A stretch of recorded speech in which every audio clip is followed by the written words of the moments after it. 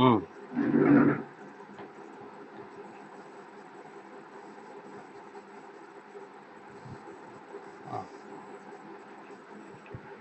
Lipid lipid metabolism lipid metabolism లిపిడ్ల జీవక్రియ లిపిడ్ల జీవక్రియ క్రొవ్వుల జీవక్రియ లేదా లిపిడ్ మెటబాలిజం.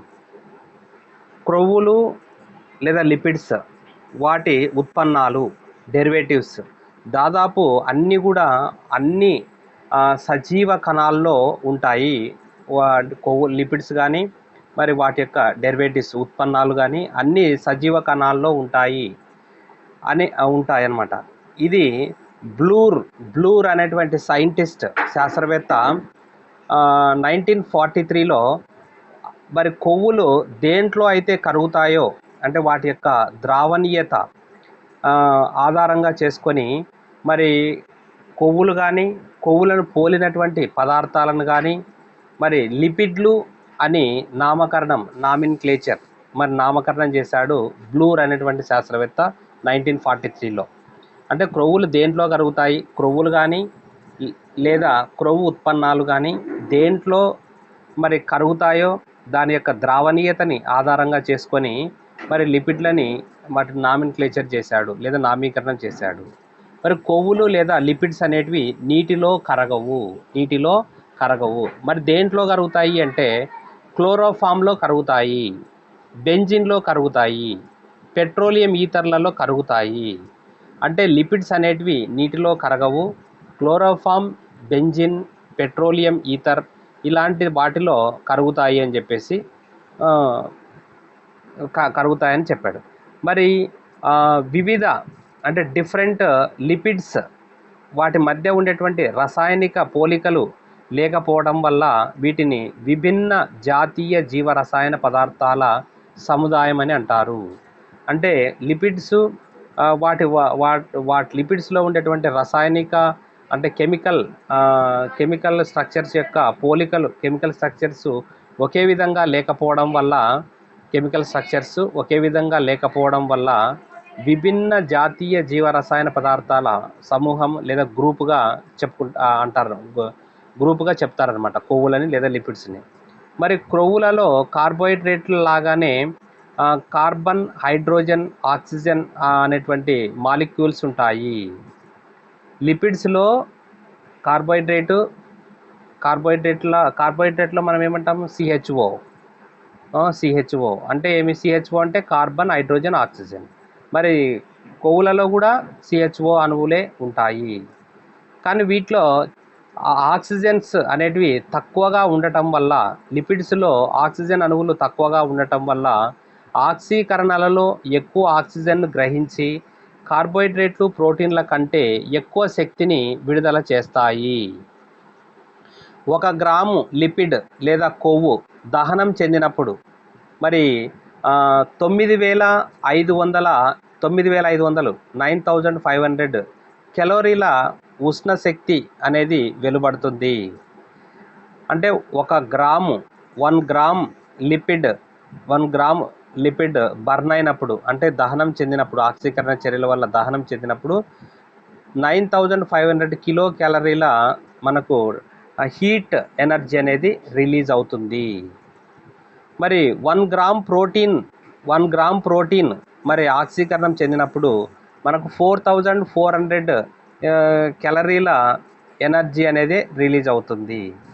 అదే మనకు 1 గ్రామ్ కార్బోహైడ్రేట్ అంటే పంచదార అంటే షుగర్ 1 గ్రామ్ సుక్రోజ్ మరి 1 గ్రామ్ సుక్రోజ్ అది దహనం చెందినప్పుడు ఆక్సీకరణం చెందినప్పుడు 3901 కిలో క్యాలరీల మరి హీట్ ఎనర్జీ అనేది వెలువడుతుంది. అంటే లిపిడ్స్కి ఏమో 9500 క్యాలరీలు, ప్రోటీన్కి ఏమో 4400 క్యాలరీస్, మరి షుగర్కి ఏమో 3961 క్యాలరీలు. సో ఇది హీట్ ఎనర్జీ అనేది రిలీజ్ అవుతుంది ఆక్సీకరణ చర్యల వల్ల. అంటే ఇక్కడ ఎక్కువ 1 గ్రామ్ లిపిడ్లోనేమో 9500, 1 గ్రామ్ ప్రోటీన్ ఏమో 4400, మరి 1 గ్రామ్ షుగర్లేమో 3961 మనకు రిలీజ్ అవుతుంది. అంటే దేనికి ఎక్కువని? లిపిడ్స్కి ఎక్కువ ఎనర్జీ రిలీజ్ అవుతుంది. కాబట్టి విత్తనాలు పక్వం చెందేటువంటి స్టేజ్లో, అంటే సీడ్స్ అన్నీ కూడా పక్వం చెందేటువంటి స్టేజ్లో కార్బోహైడ్రేట్లు కొవ్వులుగా మారుతాయి. విత్తనాలు పక్వం చెందేటువంటి దశలో కార్బోహైడ్రేట్లు అన్నీ కూడా ఏమవుతాయంటే కొవ్వులుగా మారుతాయి, కొవ్వులుగా కన్వర్ట్ అయిపోతాయి. మరి లిపిడ్ల ముఖ్యమైనటువంటి ఫంక్షన్స్, లిపిడ్ యొక్క ముఖ్యమైనటువంటి విధులు, ఫంక్షన్స్ ఏం పనిచేస్తాయి లిపిడ్లు? లిపిడ్లు అనేటివి మరి మనకు ప్లాస్మా మెంబ్రెన్ యొక్క నిర్మాణంలో మాలిక్యూల్స్గా, అణుఘటకాలుగా ఉంటాయి. అంటే ప్లాస్మా మెంబ్రెన్లో పాస్పోలిపిడ్స్ అనేటివి ప్లాస్మా త్వచం యొక్క నిర్మాణంలో ఉంటాయి. మరి లిపిడ్స్ అనేటివి బయో ఎనర్జీ అంటే జీవ ఇంధనాన్ని స్టోర్ చేసుకోవడానికి ఉపయోగపడతాయి. అంతేకాకుండా ట్రాన్స్ఫర్ చేయడంలో కూడా లిపిడ్స్ ఉపయోగపడతాయి. అంటే జీవ ఇంధనాన్ని నిల్వ చేయడంలో కానీ, రవాణా చేయడంలో కానీ ఉపయోగపడతాయి లిపిడ్స్. అంటే ఇక్కడ మనకు లిపిడ్స్ అనేటివి ఎనర్జీని స్టోర్ చేసుకుంటాయి. ఫర్ ఎగ్జాంపుల్ గ్లైకోజన్ రేణువులు అంటే ఏవైనా కొన్ని జీవులు సుప్తావస్థ దశలోకి వెళ్తూ ఉంటాయి. అప్పుడప్పుడు సుప్తావస్థ దశలో కానీ, ఆహారం తీసుకోలేనప్పుడు కానీ, పక్షులు కూడా ఉంటాయి. ఇవి ఎక్కడైనా మైగ్రేట్ అయ్యేటప్పుడు బర్డ్స్ అన్నీ కూడా కొవ్వుని ఒక నిలువ ఉంచుకుంటాయి. గ్లైకోజన్ ఫ్యాట్ లిపిడ్స్ అనేటివి స్టోర్ చేసుకుంటుంది బాడీలో. అంటే ఎక్కువ దూరం ప్రయాణం చేసేటప్పుడు కూడా ఈ ఎనర్జీని ఉపయోగించుకుంటా ప్రయాణం చేస్తూ ఉంటాయి. కాబట్టి అదే ఇంకా కొన్ని మైక్రో ఆర్గానిజమ్స్ కానీ, ఫర్ ఎగ్జాంపుల్ సెల్స్ అంటే అమీబా సెల్ కానీ, కొన్ని సెల్స్ అన్నీ కూడా ఏమి అంటే గ్లైకోజన్ రేణువులని నిలువ ఉంచుకొని అవసరమైనప్పుడు అవి ఫుడ్ తీసుకున్నప్పుడు వాటిని కన్జంప్షన్ చేసుకుంటాయి. జీవులన్నీ కూడా అంతే. కాబట్టి లిపిడ్స్ రూపంలో ఎక్కువ శక్తి నిలువ ఉంచుకుంటాయి జీవ ఇంధనాన్ని. అంతేకాకుండా ట్రాన్స్పోర్ట్ చేయడంలో కూడా ఉపయోగపడతాయి. వివిధ జీవకణాల ఉపరితలాలపై అంటే మామూలుగా పత్రాలు కానీ, అంటే లీఫ్, కాండాలు, ఫలాలు పైన ఉన్నటువంటి మైనపు పూత రక్షక కవచాలుగా, పొరలుగా పనిచేస్తాయి. మనం చాలా ఇప్పుడు ఏదైనా జీవుల యొక్క పై ఉపరితలం పైన నీటిని లోపలికి రానికుండా ఒక పూత లాంటి నిర్మాణాన్ని ఉపరితలం పైన, సర్ఫేస్ పైన జీవకణాల యొక్క, అంటే మనకు అన్నీ కూడా సెల్స్ పైన, అంటే ప్లాంట్ సెల్స్ కానీ, మరి యానిమల్ సెల్స్ కానీ పైన ఒక మైనపు పూతలాగా ఉంటుంది. ఇది రక్షణ కొరకు ఉపయోగిస్తాయి. అంటే ఇప్పుడు నీటిలో ఉండేటువంటి మొక్కలైతే ఈ మైనపు పూతని క్రియేట్ చేస్తాయి. ఇదంతా కూడా లిపిడ్ లేయర్. అంటే ఇవి ఎందుకు అనికంటే వాటర్లో ఉన్నప్పుడు ప్లాంట్స్ అన్నీ కూడా నీటిని తగలకుండా, నీటిని అంటుకోకుండా ఉపయోగపడతాయి మైనపు పూతలు. మనం తామరాకులు అంటుంటాం. తామరాకులో నీటి బిందువు పడినప్పుడు ఆకుకి అది అంటుకోదనమాట. అట్లా మైనపు పూతలు తయారు కావడంలో కూడా ఉపయోగపడతాయి. అంటే కాండాలకు కానీ, పుష్పాలకు కానీ, అంటే ఫ్లవర్స్, స్టెమ్స్ అండ్ లీవ్స్, ఇవన్నీ కూడా ఏంటంటే ప్రొటెక్షన్ లేయర్స్గా మనకు పనిచేస్తాయి వాటిపైన. మరి లిపిడ్స్ అంతేకాకుండా కణాల ఉపరితలం మీద అణుఘటకాలుగా ఉండి కణాలను ఐడెంటిఫై చేయడానికి, మరి సెల్స్ యొక్క వాటి యొక్క స్పెసిఫిసిటీ, అంటే తర్వాత కణజాల నిరోధకతకు కూడా దోహదపడతాయి. కణాలను గుర్తించడానికి ఉపయోగపడతాయి లిపిడ్స్. మరి సమ్ లిపిడ్స్ విటమిన్లు గాను, మరి హార్మోన్లుగా కూడా పనిచేస్తాయి. ఫర్ ఎగ్జాంపుల్ ఏడిఈకే ఎడెక్వే అంటే ఏమి? ఏ విటమిన్, డి విటమిన్, ఈ విటమిన్, కే విటమిన్, ఇవన్నీ కూడా విటమిన్లలో ఇవి లిపిడ్స్ ఫామ్స్ అనమాట. అంటే ఏ విటమిన్ కానీ, డి విటమిన్ కానీ, కే విటమిన్, ఈ విటమిన్ ఇవన్నీ కూడా ఏంటంటే లిపిడ్ల నుంచి తయారైనటువంటి విటమిన్లే. మరి హార్మోన్లుగా కూడా ఉంటాయి విటమిన్లు కొన్ని. స్టిరాయిడ్ హార్మోన్స్ అంటాం. గ్లూకో మినరలో కార్టికాయిడ్స్, మరి స్టీరాయిడ్ హార్మోన్స్, ఇప్పుడు ప్రొజెస్టెరాన్, ప్రొజెస్టెరాన్, ఇవన్నీ కూడా ఏంటంటే స్టీరాయిడ్ హార్మోన్లు. ఈ స్టీరాయిడ్ హార్మోన్లు అనేటివన్నీ కూడా లిపిడ్స్ నుంచే తయారవుతాయి. లిపిడ్స్ నుండే స్టీరాయిడ్ హార్మోన్లు తయారవుతాయి. మరి లిపిడ్ నుండి కెరటనాయిడ్లు, లిపిడ్ యొక్క డెరివేటివ్స్ లిపిడ్ డెరివేటివ్స్ అయినటువంటి కెరటనాయిడ్స్, మరి ఇవి ఫోటోసింథసిస్లో మనకు తోడ్పడతాయి అన్నమాట. ఫోటోసింథసిస్లో లిపిడ్ డెరివేటివ్స్ అయినటువంటి కెరటనాయిడ్లు ఫోటోసింథసిస్లో ఉపయోగపడతాయి లేదా కిరణజన్య సంయుక్త. మైటోకాండ్రియా తర్వాత హరిత రేణువులు, మైటోకాండ్రియా హరిత రేణువులలో జరిగేటువంటి ఎలక్ట్రాన్ రవాణాతో లిపిడ్లకు మనకి సంబంధం ఉంటుందన్నమాట. మరి లిపిడ్లో చాలా రకాలుగా బ్లూర్ అనేటువంటి శాస్త్రవేత్త చెప్తాడని, కానీ చాలా రకాలుగా లిపిడ్లను వర్గీకరించారు, క్లాసిఫై చేశారు. కానీ బ్లూర్ అనేటువంటి సైంటిస్ట్ మాత్రంకి 3 టైప్స్గానే చెప్పాడు లిపిడ్స్ యొక్క క్లాసిఫికేషన్ని. ఈయన మనకు simple lipids, compound lipids, derived lipids, సరళ సంయుక్త ఉత్పన్న, simple lipids, compound lipids, derived lipids. అంటే మనకు సింపుల్ లిపిడ్స్ అంటే ఫ్యాటీ ఆమ్లం, ఆల్కహాల్, ఎస్టర్లు.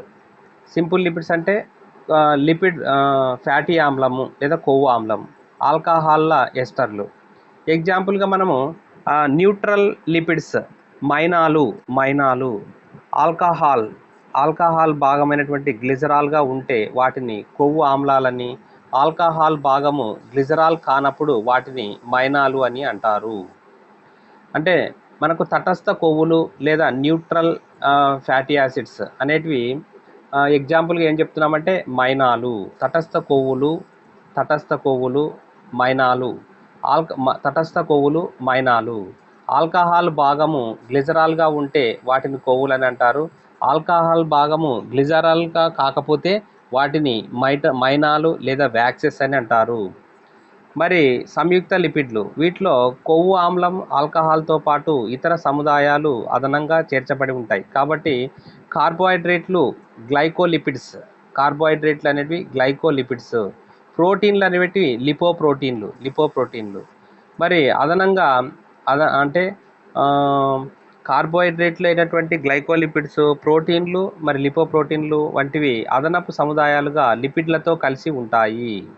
వీటినే సంయుక్త లిపిడ్లు అని అంటారు. అంటే క్రొవ్వు ఆమ్లం, ఆల్కహాల్తో పాటు ఇతర సముదాయాలు చేర్చబడి ఉంటాయి. అంటే క్రొవ్వు ఆమ్లానికి మోనోగ్లిజరాల్ లేదా క్రొవ్వు ఆమ్లానికి ఏం తోడై ఉంటాయి? గ్లైకోలిపిడ్స్ తోడై ఉంటాయి, అంటే కార్బోహైడ్రేట్స్. అలాగే లిపోప్రోటీన్లు తోడై ఉంటాయి. కాబట్టి క్రొవ్వు ఆమ్లము, లిపోప్రోటీన్లు, క్రొవ్వు ఆమ్లము, గ్లైకోలిపిడ్స్ అలా తోడై ఉన్నప్పుడు వాటిని కాంపౌండ్ లిపిడ్స్ అని అంటాం లేదా సంయుక్త లిపిడ్లు అంటాం. అది నెక్స్ట్. మరి డెరివైడ్ లిపిడ్స్ అంటే లిపిడ్ల నుంచి ఏర్పడినటువంటి పదార్థాలని ఉత్పన్న లిపిడ్లు అంటాము. ఎగ్జాంపుల్ కెరటనాయిడ్లు, ఇంకొక ఎగ్జాంపుల్ స్టీరాల్లు. మరి కార్న్ స్టంప్ అనేటువంటి శాస్త్రవేత్త 1978లో లిపిడ్స్ను 6 క్లాసెస్గా డివైడ్ చేశాడు. కార్న్ స్టంప్ అనేటువంటి సైంటిస్టు మరి లిపిడ్స్ను 6 క్లాసెస్గా డివైడ్ చేశాడు. వాటిని అసైల్ గ్లిజరాల్, వ్యాక్సెస్ మైనాలు, వ్యాక్సెస్ అంటే మైనాలు, పాస్పోలిపిడ్స్, గ్లైకోలిపిడ్స్, స్పింగోలిపిడ్స్, మరి terpenoids. So 6 types of lipids 6 క్లాసెస్గా డివైడ్ చేశాడు కార్న్ అండ్ స్టంప్ అనేటువంటి సైంటిస్టులు. Acyl glycerol, waxes, phospholipids, glycolipids, sphingolipids and terpenoids. Acyl glycerols, waxes, phospholipids, glycolipids, sphingolipids, terpenoids. These are 6 types of classes lipids. Corn stump సైంటిస్టులు divide చేశాడు దీనిని 6 టైప్స్గా. మరి assail glycerol అంటే ఏమి? కొవ్వులు, నూనెలు. నూనెలు. ఇవి ట్రైగ్లిజరాల్ గాను లేదా ట్రై అసైల్ గ్లిజరాల్ గాను ఉంటాయి. అసైల్ అంటే క్రొవ్వు ఆమ్ల భాగాన్ని సూచిస్తూ ఉంటాయన్నమాట. మరి వీటిని తటస్థ లిపిడ్లు అని కూడా అంటారు. వీటిలోని కొవ్వు ఆమ్ల అణువులు గ్లిజరాల్లోని 3 హైడ్రాక్సిల్ సముదాయాలు మరి ఎస్టర్ బంధాలతో కలపబడి ఉంటాయి. కాబట్టి వీటిని గ్లిజరాల్ మరి క్రొవ్వు ఆమ్లాల ఎస్టర్లు అని కూడా అంటారు.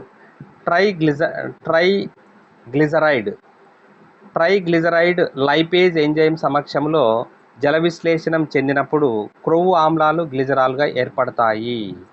ట్రైగ్లిజరైడ్ అనేది లైపేజ్ ఎంజైమ్ సమక్షంలో హైడ్రోలైసిస్ చెంది క్రొవ్వు ఆమ్లాలు ఫ్యాటీ యాసిడ్స్ గాను గ్లిజరాల్ గాను ఏర్పడతాయి. ట్రైగ్లిజరైడ్లో 3 కొవ్వు ఆమ్లాలు సజాతీయమైతే దానిని సరళ ట్రైగ్లిజరైడ్ అని, మరి విజాతీయమైతే దాన్ని మిశ్రమ ట్రైగ్లిజరైడ్ అని అంటారు. మరి క్రొవ్వు ఆమ్లాల సాధారణ సంకేతం. క్రొవ్వు ఆమ్లాలు అంటే ఫ్యాటీ యాసిడ్స్ యొక్క సాంకేతికత దేంతో సూచిస్తారంటే ఆర్సిఓహెచ్ దీంతో సూచిస్తారు. క్రొవ్వుల యొక్క సాధారణ సంకేతం ఏంది? ఆర్సిఓహెచ్. మరి ఆర్సిఓహెచ్ లోపల ఆర్ అంటే ఏంది? ఆర్ దేన్ని సూచిస్తుంది అంటే హైడ్రోకార్బన్ గొలుసుని సూచిస్తుంది. ఆర్ అనేది హైడ్రోకార్బన్ గొలుసును సూచిస్తుంది. క్రొవ్వుల విశిష్టమైన లక్షణాలు వాటి హైడ్రోకార్బన్ ఘటకం వల్లనే ఏర్పరుస్తాయి. కొవ్వులకు ఉండేటువంటి లిపిడ్స్కి ఉండేటువంటి స్పెసిఫిక్ క్యారెక్టర్స్ని మరి హైడ్రోకార్బన్ యొక్క మాలిక్యులర్ స్ట్రక్చర్ వల్లనే మరి ఆ స్పెసిఫిక్ క్యారెక్టర్ అనేది కనిపిస్తుంది. జనరల్గా క్రొవ్వు యాసిడ్స్లో, క్రొవ్వు ఆమ్లాల్లో అంటే మనకు ఈచ్ క్రొవ్వు ఆమ్లాలలో ఎక్కడన్నా కానీ 16 కార్బన్ పరమాణువులు ఉంటాయి. అంటే సాధారణంగా మనకు ప్రతి క్రొవ్వు ఆమ్లంలో కూడా కనీసము 16 కర్బన పరమాణువులు ఉంటాయి. మరి మొక్కలలో కొవ్వు ఆమ్లాలు సరి సంఖ్యలో కర్బన పరమాణువులతో కూడినటువంటి పొడవైన గొలుసులున్న కార్బాక్సిలిక్ ఆమ్లాలుగా ఉంటాయి. కర్బన గొలుసు 12 ప్రమాణాలతో చిన్నదిగాను 20 ప్రమాణాలతో పెద్దదిగాను ఉంటుంది. 16 నుంచి 18 ప్రమాణాలతో మధ్యస్థంగాను ఉంటుంది. అంటే ఇక్కడ క్రొవ్వు ఆమ్లాలు ఫ్యాటీ యాసిడ్స్ అనేటివి మినిమం జనరల్గా 16 కార్బన్ పరమాణువులను లేదా 16 కార్బన్ యాటమ్స్ని కలిగి ఉంటాయని చెప్తున్నాం. కానీ మొక్కలలో అయితే గిన క్రొవ్వు ఆమ్లాలు సరి సంఖ్య అంటే 12, 16, 12, 14, 16, 18 అట్లా దీన్ని సరి సంఖ్య అంటాం. మొక్కలలో కొవ్వు ఫ్యాటీ యాసిడ్స్ సరి సంఖ్యలో కర్బన పరమాణులతో కూడినటువంటి పొడవైన గొలుసు ఉన్నటువంటి కార్బాక్సిలిక్ ఆమ్లాలుగా ఉంటాయి. కర్బన గొలుసు 12 ప్రమాణాలతో అంటే కర్బన గొలుసులో 12 కర్బన పరమాణువులు ఉంటే దాన్ని చిన్న లేదా స్మాల్ ఫ్యాటీ యాసిడ్గా ఐడెంటిఫై చేస్తారు. అదే బిగ్ ఫ్యాటీ యాసిడ్ అంటే పెద్ద క్రొవ్వు ఆమ్లం ఏది అంటే 20 కార్బన్ పరమాణువులు కలిగినటువంటి క్రొవ్వు యాసిడ్ లేదా fatty acid. So biggest fatty acid అనేది 20 కార్బన్ యాటమ్స్ని కలిగి ఉంటుంది. స్మాల్ ఫ్యాటీ యాసిడ్ అంటే 12 కార్బన్ యాటమ్స్ కలిగి ఉంటుంది. అంటే మనకు మిగతావన్నీ కూడా ఏంటి 16 కానీ 14 కానీ ఉంటే 16 కానీ 18 కానీ ఉంటే దాన్ని మనం ఏమంటామంటే మీడియం ఫ్యాటీ యాసిడ్స్, క్రొవ్వు ఆమ్లాలు మధ్యస్థంగా ఉండడం అని అర్థం. ఇవి కేవలం ఒక ప్లాంట్స్లో మాత్రమే మనకు ఇలా 12, 16, 18 అనేటువంటి సంఖ్య వస్తుంది. అదే యానిమల్స్ యొక్క ఫ్యాటీ యాసిడ్స్లో అయితే బేసి సంఖ్య 17 కార్బన్స్ అనేది మనకు యానిమల్ యొక్క ఫ్యాటీ యాసిడ్స్ అదనమాట. ఫర్ ఎగ్జాంపుల్ కేప్రిక్ ఆమ్లం. కేప్రిక్ ఆమ్లం అనేది ఒక ఫ్యాటీ యాసిడ్. కేప్రిక్ ఆమ్లం అనేది ఒక ఫ్యాటీ యాసిడ్. ఈ కేప్రిక్ ఆమ్లంలో కేప్రిక్ ఫ్యాటీ యాసిడ్లో 10 కార్బన్ యాటమ్స్ అనమాట. లారిక్ ఆమ్లంలో 12. మరి మిస్టీరిక్ యాసిడ్లో 14 కార్బన్ పరమాణువులు ఉంటాయి. క్రొవ్వు ఆమ్లాలకు జలప్రియ అంటే హైడ్రోఫిలిక్, జల విరోధ అంటే హైడ్రోఫోబిక్. సో 2 క్యారెక్టర్స్ ఉంటాయి. ఫ్యాటీ యాసిడ్స్కు లేదా క్రొవ్వు ఆమ్లాలకు 2 క్యారెక్టర్స్ ఉంటాయి. దాన్నే జలప్రియ, జల విరోధ. Hydrophilic, hydrophobic. హైడ్రోఫిలిక్ అంటే జలప్రియ, హైడ్రోఫోబిక్ అంటే జల విరోధ. ఈ 2 క్యారెక్టర్స్ ఉంటాయి ఫ్యాటీ యాసిడ్స్కు, క్రొవ్వు ఆమ్లాలకు. ఈ మరి క్రొవ్వు ఆమ్లాలు ఫ్యాటీ యాసిడ్స్ 2 టైప్స్. ఒకటి saturated fatty acid. Second one unsaturated fatty acid. Saturated fatty acid అంటే సంతృప్త క్రొవ్వు ఆమ్లాలు. మరి శాచురేటెడ్ ఫ్యాటీ యాసిడ్లో ప్రతి కర్బన అణువుకు 2 హైడ్రోజన్ పరమాణువులు ఒంటరి బంధంతో అంటే single bond, carbon single bond అతుక్కొని ఉంటాయి. ఒక చివర కర్బన పరమాణువు 3 హైడ్రోజన్ పరమాణువులు, రెండవ చివర అంటే సెకండ్ ఎండ్లో రెండవ చివరలో కర్బన పరమాణువుకు ఒక కార్బాక్సిల్ సముదాయం COH ఉంటాయి.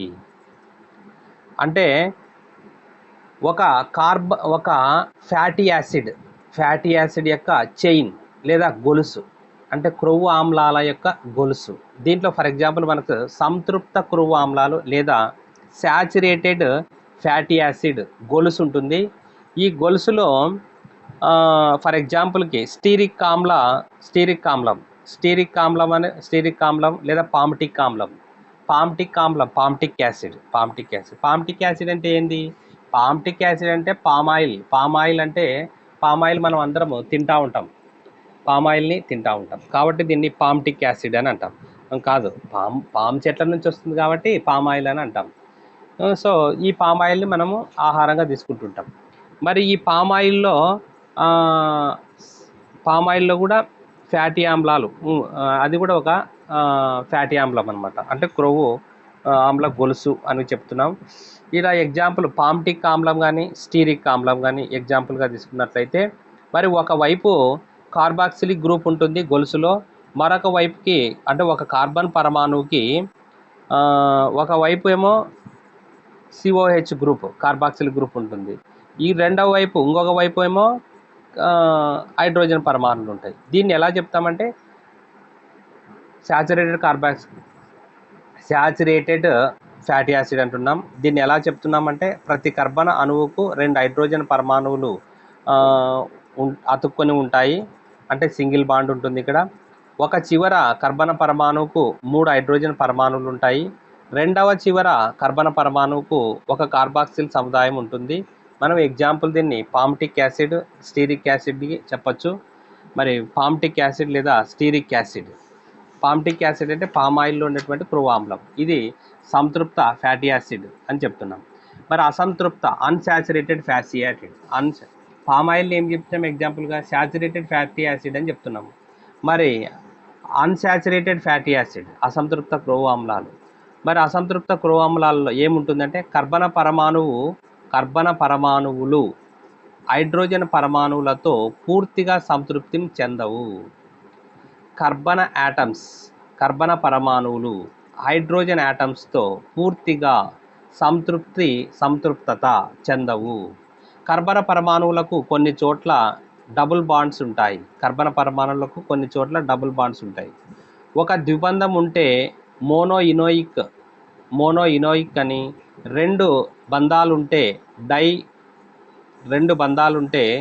డై ఇనోయిక్ అని, 2 కంటే ఎక్కువ ఉంటే పాలీ ఇనోయిక్ అని అంటారు, క్రొవ్వు ఆమ్లాలని అంటారు. అంటే ఏమి? ఒక ఒక ఒక ద్విబంధం ఉంటే దాన్ని మోనో ఇనోయిక్ క్రొవ్వు ఆమ్లం అని, రెండు ద్విబంధాలు ఉంటే దాన్ని డై ఇనోయిక్ క్రొవ్వు ఆమ్లం అని, రెండు కంటే ఎక్కువ ద్విబంధాలు ఉంటే దాన్ని పాలిఇనోయిక్ ఆమ్లం అని, పాలిఇనోయిక్ కొవ్వు ఆమ్లం అని అంటారు. మరి ద్విబంధాలు పెరిగే కొద్దీ ద్రవీభవన స్థానం తగ్గుతూ ఉంటుంది. జనరల్గా సంతృప్త క్రొవ్వు ఆమ్లాల కంటే అసంతృప్త క్రొవ్వు ఆమ్లాల ద్రవీభవన స్థానము తక్కువగా ఉంటుంది.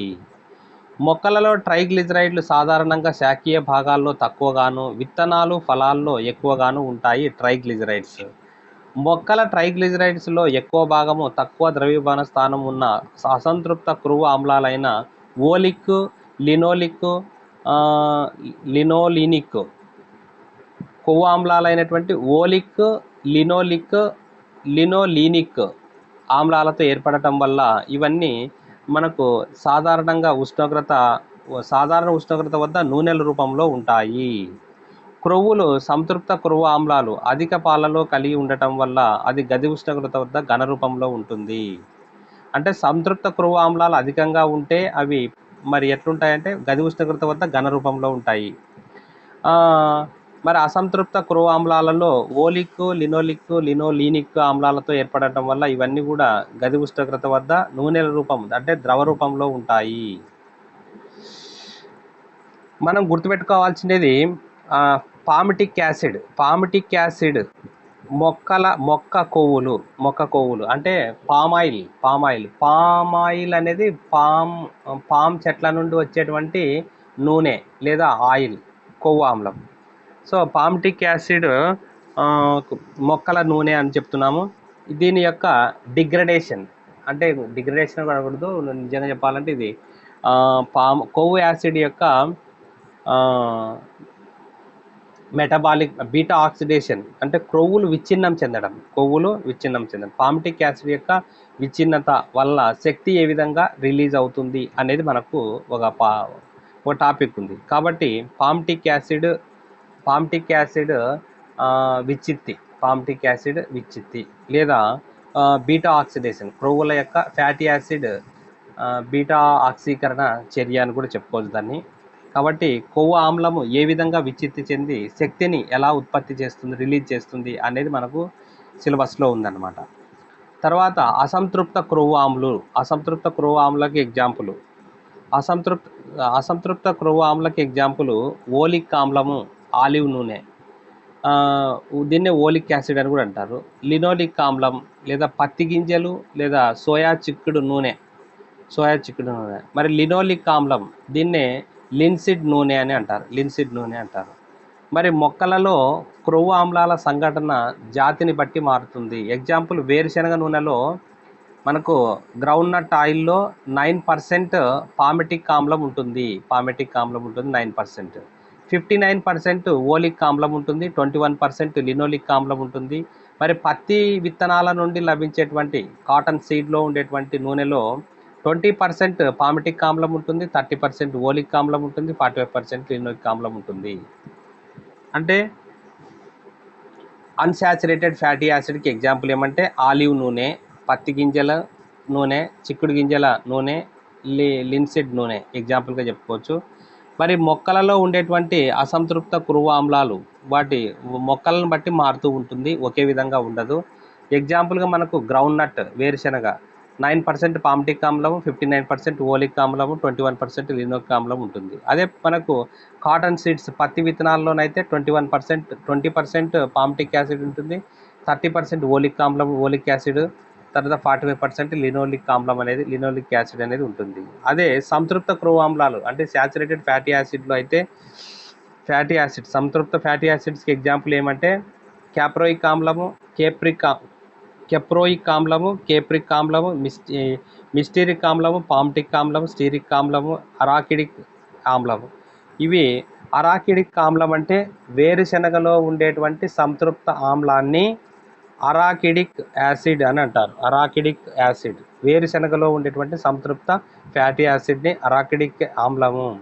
లేదా దీన్ని ఫార్ములా అయితే CH3CH2 18 COHగా చూపిస్తాం. పామిటిక్ యాసిడ్ వచ్చేసి CH3CH2 14 టైమ్స్ COH. అదే మిస్టీరిక్ ఆమ్లం అంటే మిస్టీరిక్ యాసిడ్ అంటే జాజికాయలో ఉండేటువంటి సంతృప్త కురువ ఆమ్లం. ఇది CH2CH2 12 COH. అదే కొబ్బరి నూనెలో ఉండేటువంటి సంతృప్త కురువ ఆమ్లం శాచురేటెడ్ ఫ్యాటీ యాసిడ్. కొబ్బరికాయ కోకోనట్లో ఉండేటువంటి శాచురేటెడ్ ఫ్యాటీ యాసిడ్ని దేంతో చూస్తాము? CH3CH2 8 times COH. అదే కెప్రోయిక్ ఆమ్లం CH3CH2ని 4 టైమ్స్ COHగా చూపిస్తాం కొబ్బరి నూనెలో.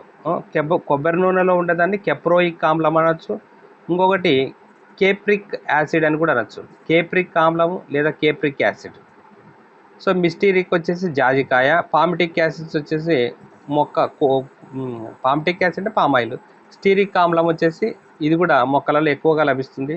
అరాకిడిక్ ఆమ్లం వచ్చేసి గ్రౌండ్ నట్ అంటే వేరుశనగ. అది మరి క్షీరదాల ఆహారంలో అవసరమైనటువంటి లినోలిక్ ఆమ్లం, గామా లినోలిక్ ఆమ్లాలు, మరి ఆవశ్యక కొవ్వు ఆమ్లాలు అంటే ఫ్యాటీ యాసిడ్స్ అంటారు.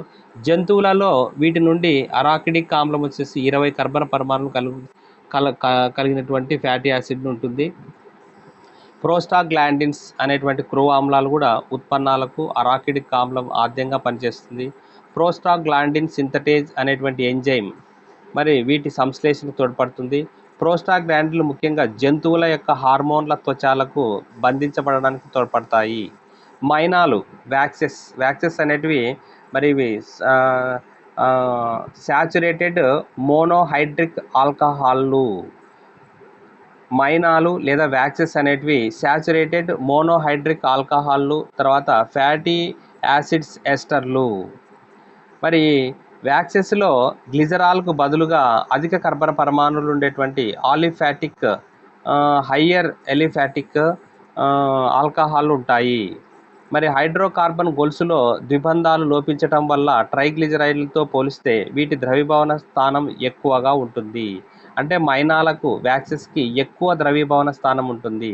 సాధారణంగా మైనం అంటే పాపి, దీనినే సమ్మేళనంలో సిరైల్ ఆల్కహాల్, పామిటిక్ ఆమ్లం ఉంటాయి. మరికొన్నింటిలో సిటైల్ ఆల్కహాల్ కూడా ఉంటుంది. పత్రాలు, ఫలాల ఉపరితలం పైన, పత్రాలు అంటే లీఫ్, ఫలాలు ఫ్రూట్స్ పైన, వాటి యొక్క సర్ఫేస్ పైన, ఉపరితలం పైన మైనం రేణువులు లేదా కణికాకారంలో ఉంటూ కేశభరితంగా పొరగా మరి గ్లూకోకస్ ఏర్పడటాన్ని బ్లూమ్ అని అంటారు. మరి కిత్తనార అంటే అగేవ్ అమెరికానా, జిల్లేడు, కెలోట్రాపిస్ ఆకుల పైన, మరి పీచ్, ప్లీమ్ ఫలాల పైన కూడా ఉంటుంది. మైనాన్ని పోలినటువంటి ఇతర పదార్థాలు క్యూటిన్, సుబరిన్. క్యూటిన్ బాహ్య చర్మ కణాల వెలుపల కణ కవచాలలో, సుబరిన్ అనేటువంటి బెండ్ కార్క్ కవచాలలో కూడా ఉంటుంది. నీటికి అపారగంగా ఉంటుంది మైనం లేదా వ్యాక్సెస్. మరి బాష్పోత్సేకం రేటును కూడా తగ్గిస్తాయి. అంటే మనము బాష్పోత్సేకాన్ని కూడా తగ్గిస్తాయి ఈ మైనాలు. తర్వాత పాస్పోలిపిడ్స్ అనేటివి కొవ్వు ఆమ్లాలే. నత్రజని, క్షారాలు, భాస్వరము కలిసినప్పుడు పాస్పోలిపిడ్లు ఏర్పడతాయి. అంటే fatty acids, nitrogen bases, phosphate, ఈ 3 కలిసినప్పుడు పాస్పోలిపిడ్స్ అనేటివి ఏర్పడతాయి. పాస్పోలిపిడ్లో లెసితిన్, సెఫాలిన్, ఇనోసిటాల్ మరి ఇవన్నీ కూడా మనకు జీవకణాల వ్యవస్థలలో లెసితిన్, సెఫాలిన్లు అనేటువంటి ముఖ్యమైన అనుఘటకాలుగా ఉంటాయి.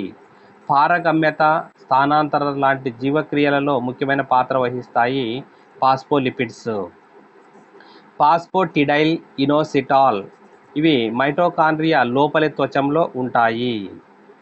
మరి గ్లైకోలిపిడ్లు అనేటివి గ్లిజరాల్లోని హైడ్రాక్సిల్ సముదాయము.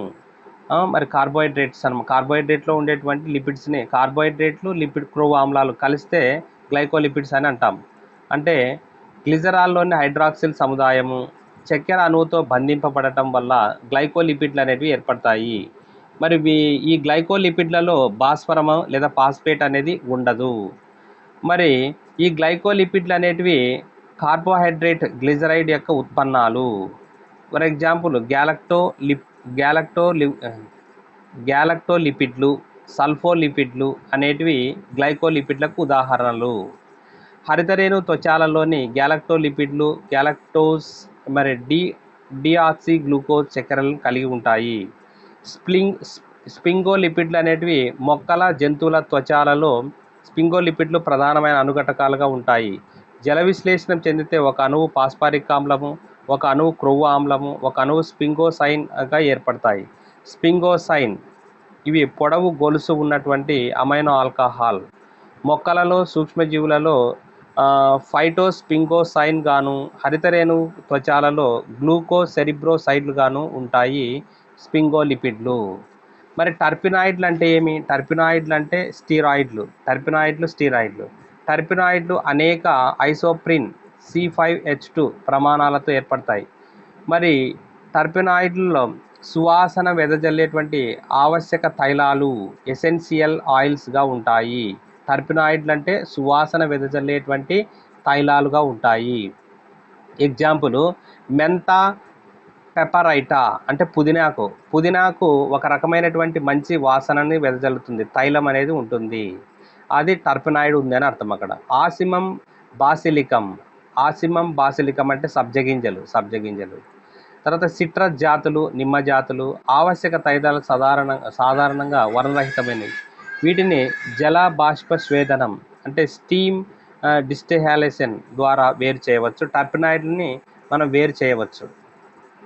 తర్వాత స్టీరాయిడ్లు అంటే టర్పినాయిడ్కి ఎగ్జాంపుల్ ఏం చెప్పుకుంటామంటే మానోటర్పిన్ టర్పంటైన్, డైటర్పిన్ జిబ్బరెలిన్లు, మరి పాలీటర్బిన్ అంటే రబ్బరు. స్టీరాయిడ్లలో సైక్లోపెంటనోపర్ హైడ్రోఫినాంత్రిన్ కేంద్రకాన్ని కలిగి ఉంటాయి. అంటే స్టీరాయిడ్ యొక్క స్ట్రక్చర్లో, స్టీరాయిడ్ యొక్క నిర్మాణంలో మనకు ఏం కనిపిస్తుంది అంటే సైక్లోపెంటనోపర్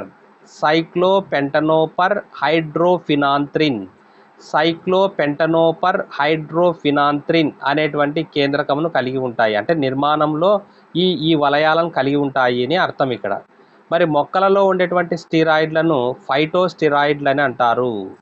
మరి బ్యాక్టీరియాలలో, జంతువులలో స్టీరాల్లను కొలెస్టరాల్గాను అంటారు.